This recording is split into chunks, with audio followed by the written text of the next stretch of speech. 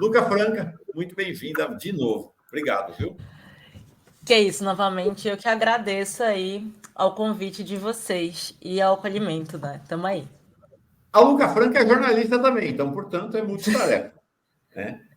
Bacharel em Direito, ela está fazendo pós-graduação em Direito Eleitoral, então é o tema dela, e ela integra, bom, além de secretária de organização estadual do Movimento Negro Unificado, fantástico, fundamental, Movimento Negro Unificado, ela integra o grupo de pesquisa Violência em Tempos Sombrios do NEV, Núcleo de Estudos de Violência da USP, que aborda questões de violência e discurso de ódio nas plataformas digitais. A gente começou a conversa lá atrás e continuamos agora. Luca, nós vamos voltar lá para o Pablo Marçal, mas eu acho que podia ser daqui a pouquinho.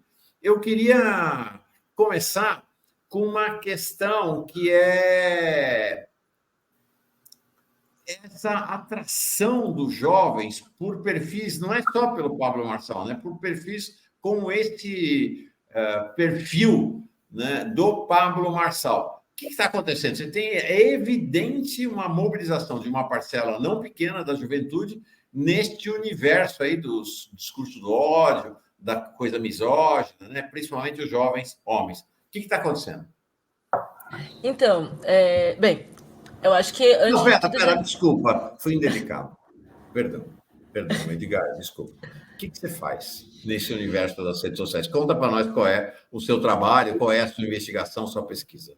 Perdão. Então, eu basicamente trabalho investigando violência política de gênero nas plataformas digitais, né? Foi o tema da minha pesquisa na minha última faculdade, da pós-graduação, e vou continuar com ela. E por muitos anos estou no movimento feminista lutando pelos direitos políticos das mulheres, contra a violência política de gênero, organizando 8 de março, organizando uma série de atuações via MNU e via movimento feminista também, né? Eu sou jornalista, sou pesquisadora, mas, sobretudo, sou uma militante da causa das mulheres contra a misoginia e contra o racismo, né? E foi dentro disso que eu acabei começando a acompanhar os debates sobre discurso de ódio nas plataformas digitais, né? Primeiro, lá atrás, junto com a Letícia Oliveira, que é tua amiga, minha amigona também, vez ou outra está aqui na fórum para falar sobre extrema-direita e plataformas digitais, né? Discutindo os ataques contra as escolas.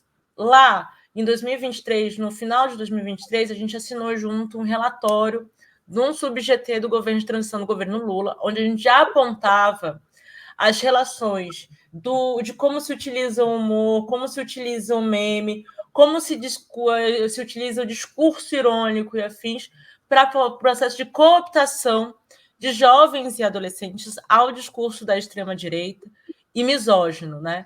E a misoginia é uma parte fundamental nisso. Inclusive, quando a gente vai ver, por exemplo, figuras como o Pablo Marçal.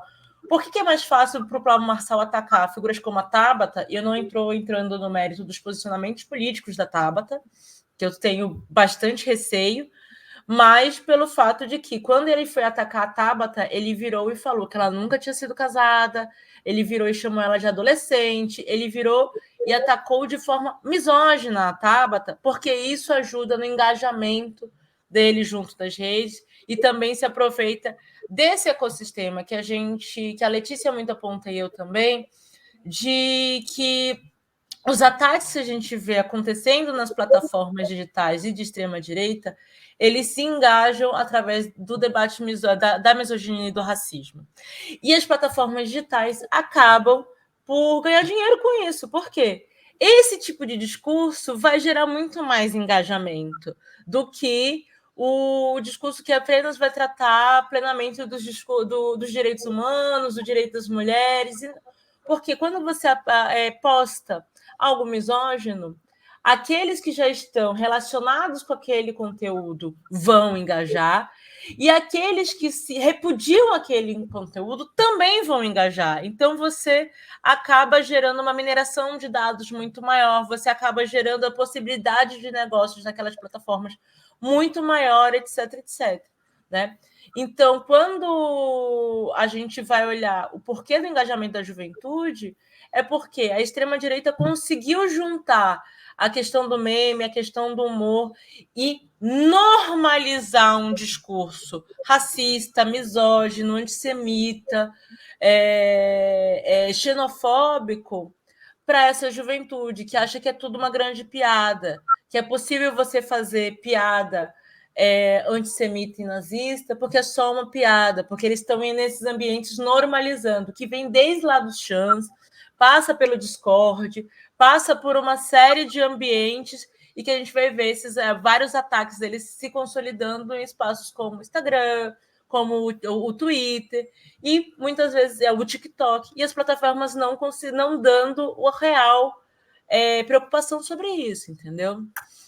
Mas basicamente é isso. Eles utilizam de ferramentas que para todo mundo aqui foi adolescente, todo mundo aqui gosta de uma boa piada, de uma ironia, disso, de dar uma tirada e tal, faz parte da gente. E eles se utilizam dessa ferramenta para cooptar esses jovens, né? Dar um lugar de pertencimento, em especial aos jovens e adolescentes meninos cis brancos, se a gente for olhar na totalidade, entendeu? Uhum. Edgar? Não, eu acho que é fundamental, né? Eu queria até ouvir da Luca uma questão de como que se faz, na sua visão, esse embate no campo jurídico.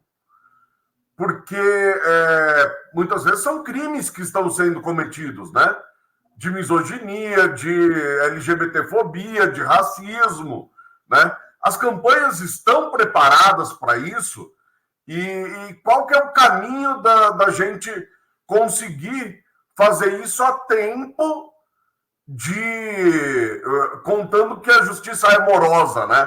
Porque muitas vezes, quando você tem o ganho de causa, o estrago já está feito, né? E só para complementar aqui a pergunta, o Pablo Marçal já insinuou que em algum momento, provavelmente, ele vai apresentar um teste fake aí do Boulos, né? Porque se ele apresenta um papelinho qualquer, eu aqui de casa consigo simular um teste de um laboratório. Consigo pegar o logo, etc., e fazer como se fosse um teste real, né? Até você reparar o erro na justiça, o dano já está feito. Como é que a gente pode agir nesse caso? A gente tem dois problemas muito sérios. Primeiro, que até hoje a gente não tem regulamentação de redes sociais, ela está parada no Congresso, e se a gente tivesse, a gente teria, inclusive, bem mais transparências das plataformas digitais. Inclusive, eu acho que é um erro a gente chamar de PL de fake news, eu acho que a gente deveria voltar a chamar de PL da liberdade ou PL da transparência, porque o grosso daquele PL fala da necessidade das plataformas digitais apresentarem com transparência quais são os seus processos de engajamento e como fazem o processo de filtrar quais são os conteúdos que neles são postados, veiculados, etc, etc. O fato de a gente não ter isso já é um problema gigantesco, porque a gente precisa recorrer a justamente uma morosidade judiciária, e não apenas por causa da morosidade.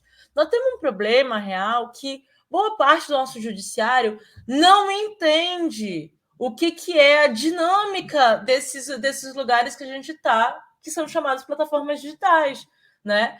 Muitas vezes não consegue compreender que, uma vez postado na internet, mesmo que o perfil principal retire aquilo, você precisa localizar outros perfis que possam ter possam ter repostado, que precisa ver como é que vai acionar o Google, porque isso pode continuar em pesquisa do Google em vários momentos, porque aquilo que a gente sempre fala, uma vez postado, o print é eterno, né? Dá para salvar essas mídias. Como é que a gente consegue pensar efetivamente nessa tutela de direito que muitas vezes os nossos operadores de direito não sabem como lidar? E não sabem como lidar porque vieram de outra geração, não é o locus dele cotidianamente. Eu brinco muito que, assim, a minha história de crescimento, ela é meio como a história da internet. Eu era adolescente, eu entrava no IRC para conversar com os meus amigos. Depois eu fui entrar no Orkut, no Second Life, então... E tem hoje plataformas que eu tenho muita dificuldade de entender, porque elas não foram feitas para a minha geração.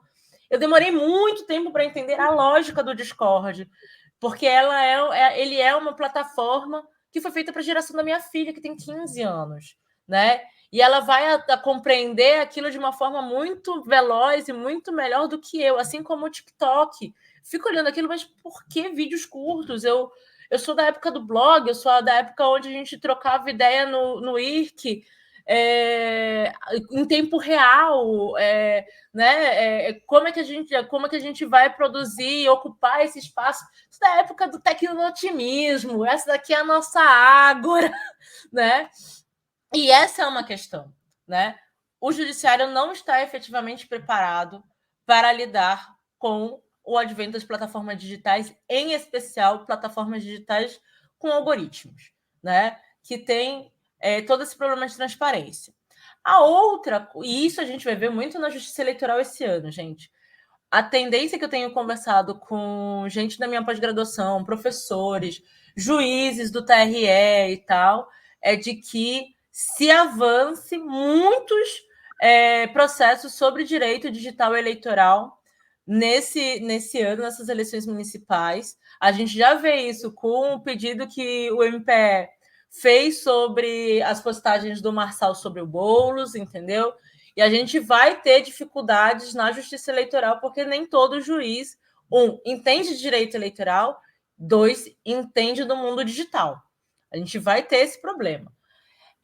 Juridicamente, a gente tem utilizado uma série de coisas, porque, por exemplo, quando a gente está falando de gênero, a gente tem a Lei Carolina Dickmann, a gente tem o próprio Marco Civil da Internet que nos ajuda em algumas coisas, né? A gente consegue, a própria LGPD, a gente consegue apresentar uma série de coisas ali no judiciário, mas que muitas vezes tem mais dificuldade. Por quê? Além de não saber muitas vezes operar o campo do digital, a gente tem um problema da misoginia, Edgar. A gente tem um problema do racismo na justiça também, que muitas vezes não consegue compreender o nível de violência que, por exemplo, a gente viu agora nas eleições, agora no processo eleitoral dos Estados Unidos, já começou a utilização de inteligência artificial, fazendo a Kamala Harris se apresentar de forma de lingerie, de forma sexualizada, que a gente sabe que é uma forma de diminuir a mulher e dizer, olha só, essa mulher é uma vagabunda, ela não tem como governar o país, ou não tem... A gente vivenciou isso no Brasil. Uma das cenas mais bizarras que a gente tinha contra Dilma era o quê? Era aquele maldito adesivo nos carros, como se fosse estuprar a Dilma. Esse nível de violência, a justiça ela não consegue, muitas vezes, a maioria dos operadores do direito, dos juízes, não consegue entender o argumento do quanto isso é violento para uma mulher na seara da política, entendeu? O quanto isso faz as mulheres desistirem de estar nesse espaço que já é um espaço difícil. E as redes sociais, elas ajudam nisso. Elas ajudam muito, porque esse discurso ele dissemina muito mais rápido do que um discurso que vai ser uma meia-culpa, né? E a gente vai ter esse problema porque no juridiquês, a maioria dos operadores do direito não sabe lidar com esse mundo aqui, entendeu? Isso é uma realidade que a gente precisa encarar. Acho que tem, assim, como se fossem duas camadas, né? Tem esta camada da desatualização, tem uma camada geracional, tem uma camada de uma justiça que está lá no século XX, então não consegue acompanhar essa dinâmica das redes sociais, é uma camada. Mas embaixo dessa outra camada tem o fato de que o judiciário, como se chama, os operadores do direito, os juízes, os promotores, os delegados, os inspetores, os investigadores, é tudo homem branco rico. Exato. Nós estamos falando de um juiz que está ganhando. lembra que aqui no café, o pessoal sabe, eu sempre falo, os bilionários, milionários, muito ricos e ricos ganham dinheiro com os títulos da dívida do governo sem precisar trabalhar. Os juízes todos ganham. Gente, é turma que tem salário de 40, 50, 60 mil reais. Homens brancos. Então, tem também uma questão que é o que você está falando. Não é só a questão digital. Uma mulher perseguida por um stalkeador, abusada por um marido, estuprada, tem uma enorme dificuldade, independentemente de estar na rede ou não, de conseguir ver a justiça prosperar. Os casos de racismo. A leniência com os casos de racismo é brutal. Então, assim, juntou a fome com a vontade de comer, né? Juntou esse reacionarismo na justiça com esse reacionarismo também do ponto de vista da tecnologia digital, né? Das mídias sociais. Então, estamos ferrados. E eu acho que é importante porque, assim, uma coisa que eu acho que é importante a gente ressaltar, porque é o seguinte, quando a gente está falando de extrema-direita e quando a gente está falando de violência nas redes sociais, muitas vezes quando a gente fala disso e fala de misoginia, as pessoas acham que a gente está colocando uma pauta a mais no debate, porque a gente não tem que lidar com identitarismo e tal. Mas a gente precisa entender que é através da misoginia, e isso tem N relatórios agora do governo. Ano passado, eu e a Letícia, a gente participou também do relatório sobre o discurso de ódio que foi entregue ao Ministério de Direitos Humanos, que foi feito, o relator foi o professor Camilo Anoda Caldas. A Letícia fez parte do relatório do GT sobre violência contra as escolas, do MEC. E a gente coloca isso que, assim, a misoginia e o racismo são portas de entrada fundamentais para outros grupos extremistas dentro das plataformas digitais. A professora Adriana Dias, da Unicamp, que esteja conosco sempre, amiga querida, também apontava disso, né? O quanto você, entrando em canais como antes existia, por exemplo, na década passada, do Agolachan, etc., você também você tinha a chance de também cair em células nazistas, né? Então, não existe a gente falar sobre combate à extrema-direita se a gente não falar de combate à misoginia e ao racismo da mesma forma, porque é parte do programa básico da extrema-direita apresentar violência misógina, violência racista, e a gente viu, por exemplo, isso acontecer durante, por exemplo, as Olimpíadas. As redes sociais foram disseminar desinformação e transfobia contra aquela atleta Imani, né? Justamente porque ela não performava a feminilidade que uma mulher cis deve performar, entendeu? E foi devastador para ela. Ela está entrando com processos agora. E foram através das plataformas digitais. E foram através do discurso da extrema-direita. Foi a extrema-direita que foi contra isso. E a gente precisa entender isso para saber, inclusive, onde se localizar nesse debate, entendeu? E saber como é que a gente já está perdendo a luta nas plataformas digitais porque elas não foram feitas para beneficiar o nosso discurso, né? O que a gente consegue fazer é mitigar as questões aqui dentro e de como é que a gente consegue utilizar essas ferramentas para essa mitigação. Mas elas não foram, a gente não tem como ganhar a guerra dentro das plataformas digitais. Não do jeito que está. Não sem regulamentação, não as big techs podendo fazer o que quiserem fazer, entendeu? E a gente nem sabendo como é que se dá os alcances dentro delas do que a gente apresenta. Antes de devolver a bola, Edgar, deixa eu colocar na roda a professora Dani Nunes, que traz uma série de questões aqui interessantes. Professora Dani Nunes, do Universo da Educação e da Psicologia. Concordo com o Luca, mas são 3 questões, tá, Luca? Eu vou ler as 3, aí você também, Edgar, respondam. Concordo com o Luca, mas há um problema sério do vazio de propostas efetivas de participação social dos jovens em projetos educacionais, culturais e esportivos em uma perspectiva emancipatória. Ela continua. E também um fenômeno atrelado ao neoliberalismo, a um empobrecimento do discurso libertário que também atrai a juventude. E ela termina, aí eu endereço para vocês dois, e uma grande pergunta que eu não quero calar. O que faz e o que é ofertado aos jovens e adolescentes da periferia ou classe C? qual conteúdo é massivamente disponibilizado? Entrego para vocês dois essas questões, da professora Dani Nunes. Deixa eu fazer um comentário antes aqui sobre a última fala da Luca, que é importante, porque assim, minha filha tem 9 anos, né? Outro dia ela relatou uma situação na escola com amigos, eu falei, filha, isso é machismo. Você não pode admitir isso. Você tem que se opor na hora, com toda a firmeza necessária, para que situações assim não ocorram. E eu lembro que nessa conversa eu falei para ela, filha, tem coisas que você vai viver que eu não sei como é, porque eu sou homem. Não dói em mim o tanto que dói em você, o tanto que dói numa mulher. Eu não sei o que é racismo, de fato, porque eu não sou negro, eu não sofro desta maneira. Então, só para comentar que a nossa justiça tem esse problema. Uhum. Quando você está olhando com o viés do homem branco, como o Mauro bem lembrou, é tudo diferente, né? Então, de fato, isso é um desafio muito grande. E entendo no comentário aqui da Dani, né? Isso.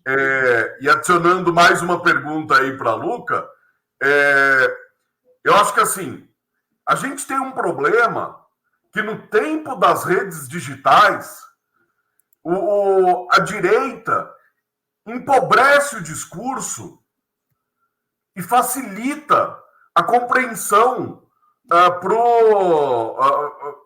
a audiência. Né? Para fechar aqui e passar a bola para a Luca, o Marx falava sobre a questão da aparência e essência. Né? Que quando você vê um relâmpago e depois de segundos você ouve o trovão, na aparência eles acontecem em momentos diferentes.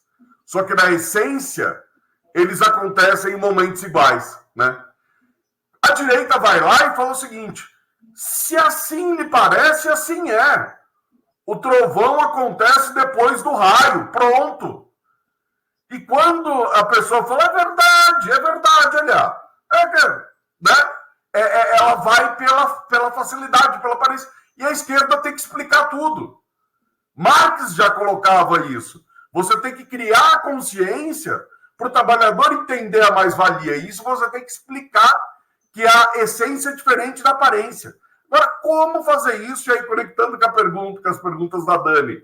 Num tempo de internet, onde é mais fácil você dizer o trovão e o raio são coisas, acontecem em momentos diferentes, a pessoa fala, é verdade. Olha lá no horizonte, põe a régua, a terra é plana. É verdade. Né? O que fazer, Luca? Vamos lá. Pela Dani, eu concordo plenamente com a Dani. Uma das coisas que a gente verificou quando estávamos fazendo a pesquisa sobre violência contra as escolas, né, por causa dos ataques e tal, era justamente que esses jovens, quando eles entravam nessas comunidades, nesse processo todo de cooptação pela extrema-direita, eles cada vez mais se afastavam e eram afastados do espaço comunitário escolar, né? Tanto que, por exemplo, as saídas que a extrema-direita dão para poder evitar ataques às escolas, por exemplo, elas não ajudam a recuperar o espaço escolar enquanto espaço comunitário, como um espaço onde a comunidade... E quando eu estou falando comunidade escolar, eu não estou falando apenas de mãe, pai e as crianças, os professores. Não, a comunidade escolar, que é, tipo, os vizinhos da escola que vão para a festa junina ali, entendeu? Que aquilo ali é o seu lugar de pertencimento. A gente para transformar num quartel, né? Ou delegacia de polícia. Exato. É retirar, inclusive, esse lugar de pertencimento dos jovens, que seria o primeiro lugar ali, o processo da escola e tal, né? E afastar isso. Por quê? Porque se eu não pertenço àquele lugar, é mais fácil eu atacar aquele lugar, né? É mais fácil eu não achar que a menina que está dividindo a bancada comigo na escola mereça viver, entendeu? Tem essas coisas do pertencimento, né? E essa é uma disputa que é uma disputa com a juventude muito grande que eu acredito que a esquerda tem tido muita dificuldade, primeiro, porque ao mesmo tempo que a gente tem muito know-how, muita experiência de movimento de juventude, né?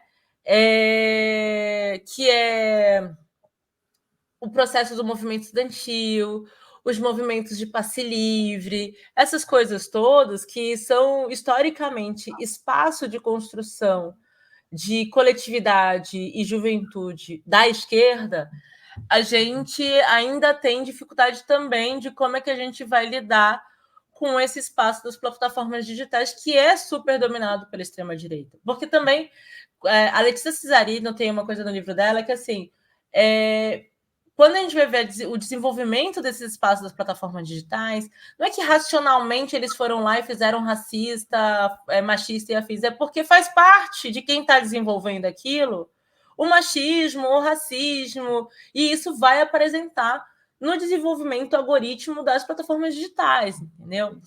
E aí a gente tem uma coisa que, por conta do que significou, inclusive, os movimentos de juventude na ditadura militar, de ter uma coisa assim, nós precisamos conhecer o rosto um do outro para gerar essa confiança e essa relação cotidiana, entendeu?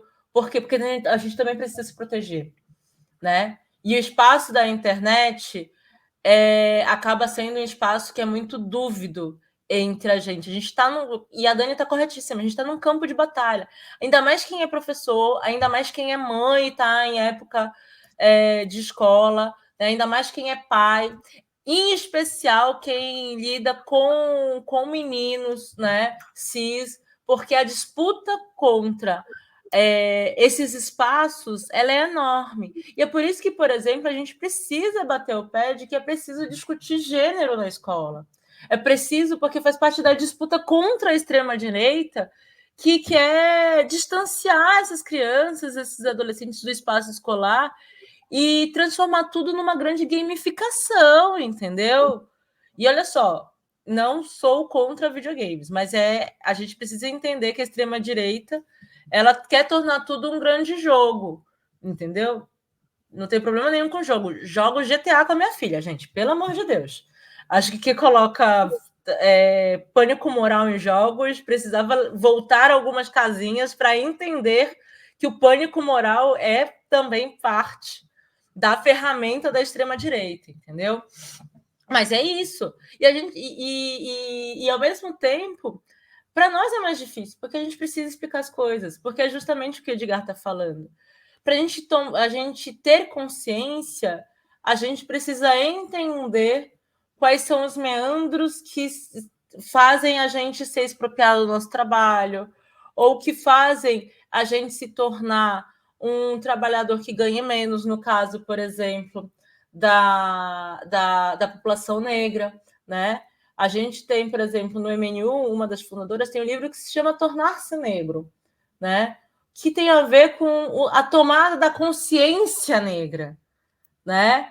Tomar a consciência negra significa entender o que significou e o que significa o processo diaspórico forçado, a escravidão, o processo colonial junto às nossas vidas até hoje, né? Não é só ser negro e entender que você entender que sofreu racismo também passa por um movimento muito, muito dolorido de se entender negro, né?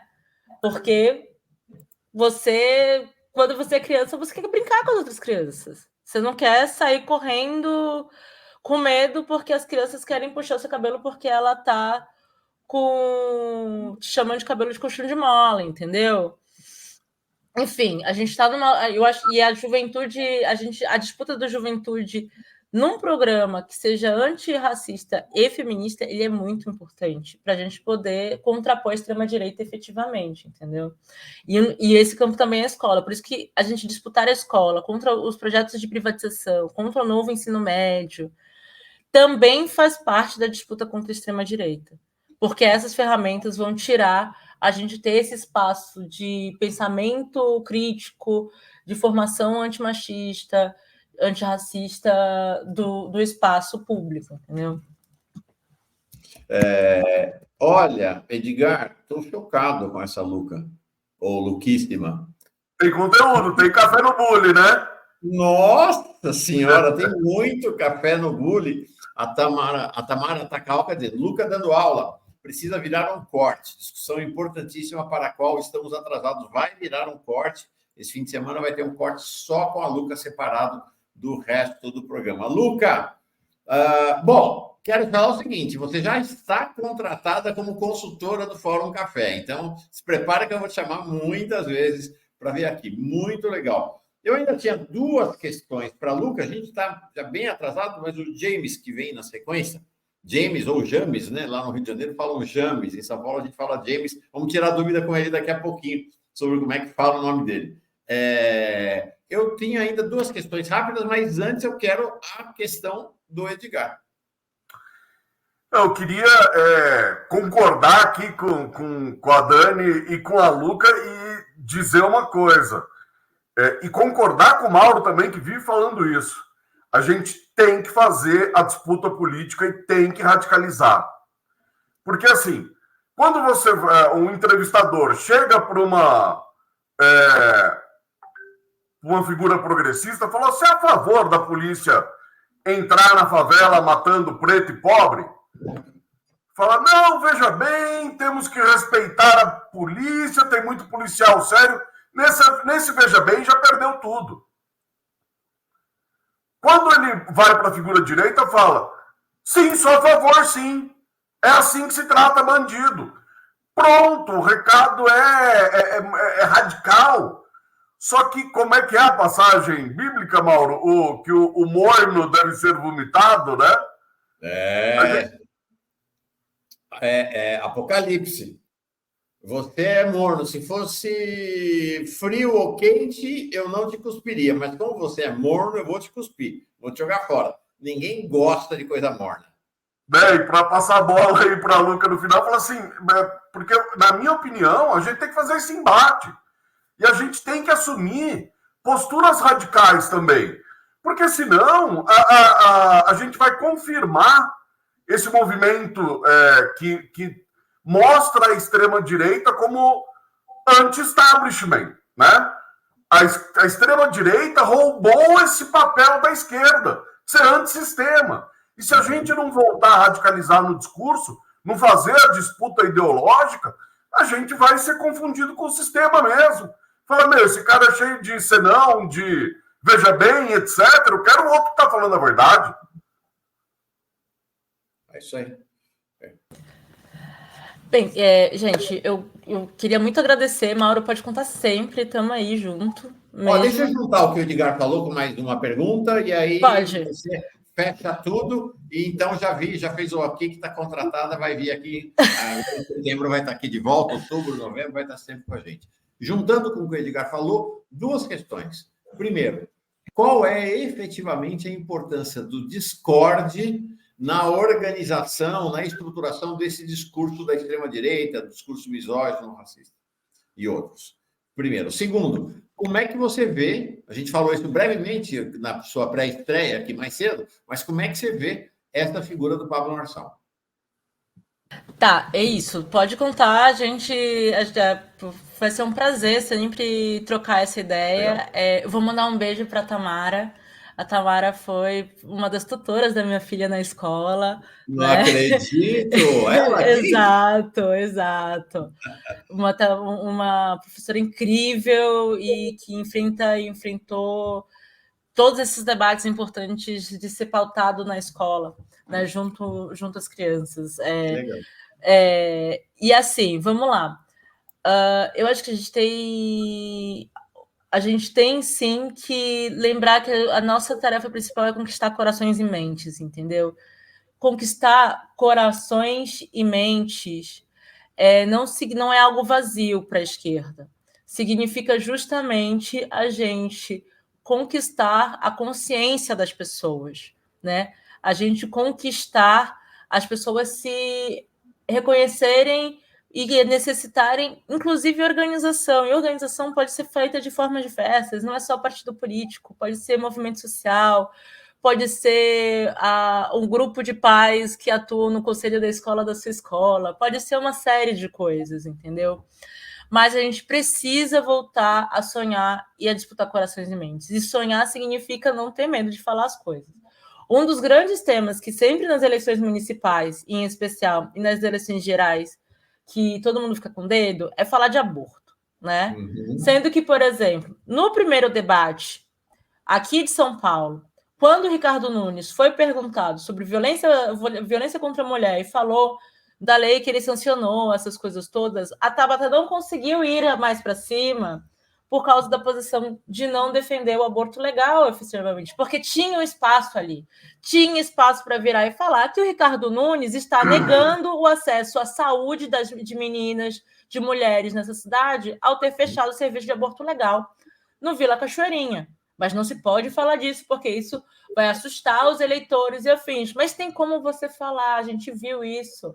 As pessoas são contra o fechamento desse tipo de serviço. A gente não pode deixar os temas caírem no tabu, né? E eu acho que ser radical também significa ser isso. A gente conseguir debater os temas e não deixar eles caírem no tabu. Porque quando o tema cai no tabu, a extrema-direita nada de braçada, né?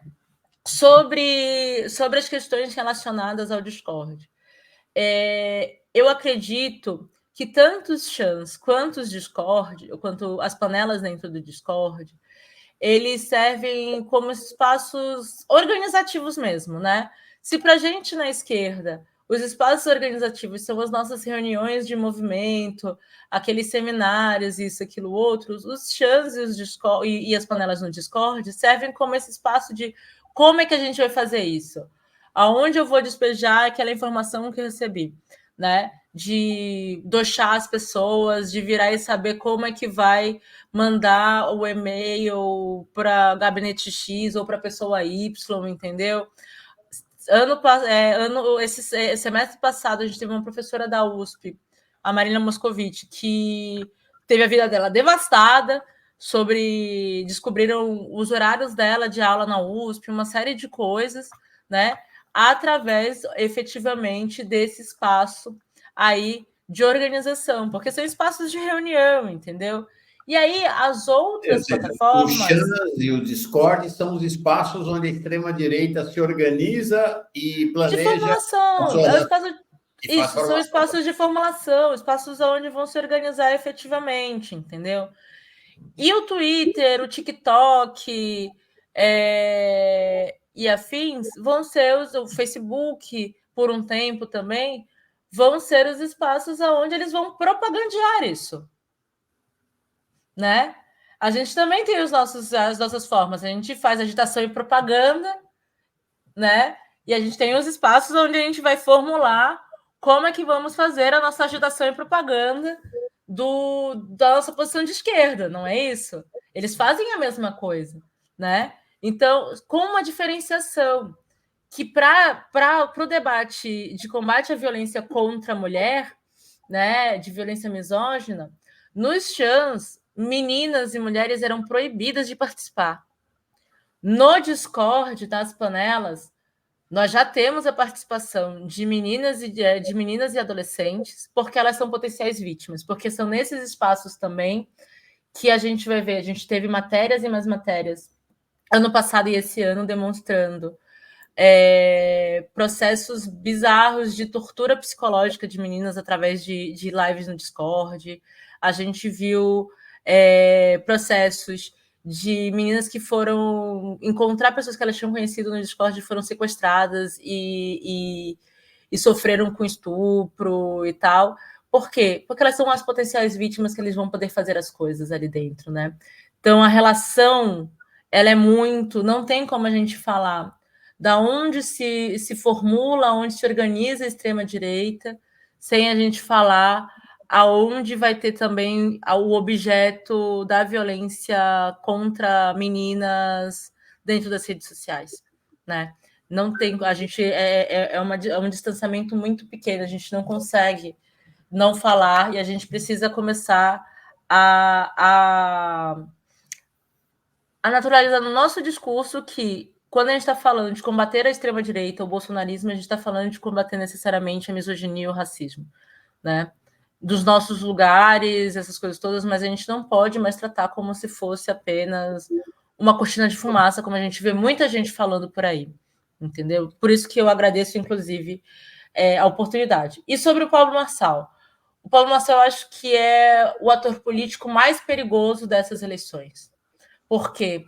Porque, assim como em 2018, todo mundo tratava o Bolsonaro como um grande meme que não iria estourar, mas ele conseguiu desidratar a campanha do Alckmin.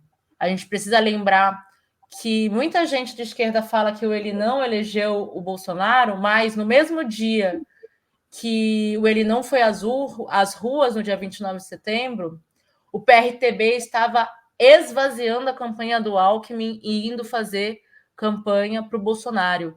E esse partido era o partido onde estavam as principais lideranças políticas evangélicas, né? E eu gosto muito de distanciar o que são as lideranças políticas evangélicas lá da bancada e que operam de quem é evangélico, porque a gente tem muita gente evangélica progressista, que entende quais são os valores cristãos ali e tal. A gente não pode esquecer disso. O Marçal pode desidratar o Ricardo Nunes. O Bolsonaro, essa semana, eu acabei de ver numa matéria da Carta Capital, já está sinalizando ao Paulo Marçal. Nós mostramos aqui, nós fizemos uma matéria sobre isso. E Exatamente. O Eduardo Bolsonaro também já sinalizou. Exato. O Eduardo Bolsonaro basicamente disse o seguinte, ele disse, em outras palavras, o seguinte, esse Ricardo Nunes é um novo Alckmin, e nós precisamos de um novo Bolsonaro. Basicamente foi isso que ele falou para a eleição. Exatamente, sabe? Do tipo, eles vão migrar. Se a campanha do Ricardo Nunes não se manter do ponto de vista da possibilidade de disputar efetivamente com o Boulos, eles vão migrar para o Marçal. Eles vão desidratar a campanha do Ricardo Nunes, que nem foi feito com a campanha do Alckmin, né? Não é um problema disso. O Pablo Marçal pode fazer doação própria de até 10% do que ele declarou. E ele declarou muito dinheiro, gente. 10% do muito dinheiro que ele declarou, ele pode colocar pelo menos tipo um pouco menos da metade do que é o teto de gasto de campanha, sem ser dinheiro público. 195 milhões. Ele pode gastar até 10 milhões de reais do próprio bolso. 10 milhões de reais, gente, é muito dinheiro. Olha, sabe? Vou dizer que ele vai sair mais rico dessa. Hã? Ele vai gastar dinheiro e vai sair mais rico dessa. Vai. Ele vai tirar muito dinheiro de trouxa. E é isso, do tipo, por exemplo, eu acho que a Tabata Amaral e o vice-presidente do PRTB fizeram corretíssimo em pedir a inelegibilidade, pedir a cassação do registro do Pablo Marçal, porque o Pablo Marçal é perigoso.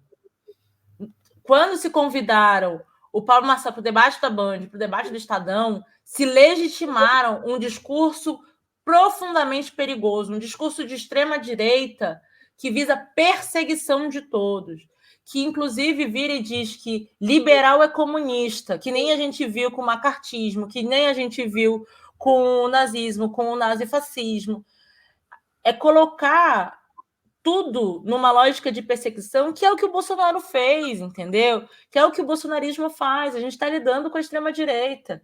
E que é também o que o Ricardo Nunes vinha fazendo dentro da prefeitura. Né? A gente não tem muita gente que coloca o Ricardo Nunes como uma figura icônica do Centrão paulista. Para mim, ele sempre foi de extrema-direita. Eu tive que enfrentar o Ricardo Nunes em 2016, quando ele notificou a escola que a minha filha estudava, por causa de uma semana de gênero que a gente fez lá, com a anuência da comunidade, dizendo que era um absurdo por causa dos valores cristãos e afins. Ele notificou extrajudicialmente a escola, a gente teve que ir para cima, entendeu? Mas, assim, ele tem menos elan com a extrema-direita do que o Pablo Marçal. Convenhamos, o Pablo Marçal é um grande comunicador. Ele é empático. Você ouve ele falando, você fica Nas patocas que ele fica contando, você quer ver qual vai ser a próxima mentira que ele vai contar. Claro. Entendeu? Ele é um ótimo comunicador. Ele é melhor que o Bolsonaro. Ele é muito mais perigoso. E a gente precisa ter noção disso, entendeu? E a gente precisa também lembrar que ele tem... O discurso dele engaja muito mais nas redes sociais. Ele tem uma relação de engajamento, seja via outras plataformas, como eu falei, do Discord, que ele premia quem mais viraliza com seus cortes, mas também ele tem relação com setores, com nichos, com bolhas da internet que nós não temos, e nós não temos como entrar, como, por exemplo, o mundo do fisiculturismo. É muito mais fácil ele entrar, porque o mundo do fisiculturismo é muito mais conservador, gente. Que foi o mundo que criou o Cariani, que foi o mundo que cria vários outros, em que eles se retroalimentam e que eles geram milhões. A campanha dele hoje. Mesmo com toda a coisa que aconteceu com o Cariani, o cara hoje é fundamental ali, é um quadro da campanha. O Cariani ganhou o prêmio de Best de melhor influencer fitness pelo júri e pelo voto popular, gente. Esses dados não são dados menores. Depois de ser pego como traficante de cocaína. Né? É impressionante. E aí, assim, a comunidade maromba, Mauro Lopes, todas as vezes que ele foi falar a público sobre o caso dele, ele foi para blindar a bolha maromba. A bolha maromba é gigantesca, gente. Vocês não têm ideia o que é final de o que é o Mr. Olímpia para esse povo. São milhões de views, gente. Não é qualquer coisa, entendeu? Então, eu tô colocando isso porque a gente está falando de uma rede de influência do lado do Pablo Marçal que é enorme. E aí a gente precisa, enquanto esquerda, saber como bater nele, entendeu? E não cair nas armadilhas dele, porque ele vai ser um provocador. E a grande mídia já está legitimando que é possível este provocador fazer parte de um debate eleitoral tranquilo dentro da democracia, quanto deveria ter sido a primeira a não fazê-lo, entendeu? Porque legitimar discurso... Enfim, é isso, gente. Desculpa. Adorei você. Acho que o Edgar também. Tamo junto. Sim, ótimo. Certo? Um prazer estar aqui com vocês. Tchau, tchau. Obrigado, Luquíssima. Tchau, sucesso.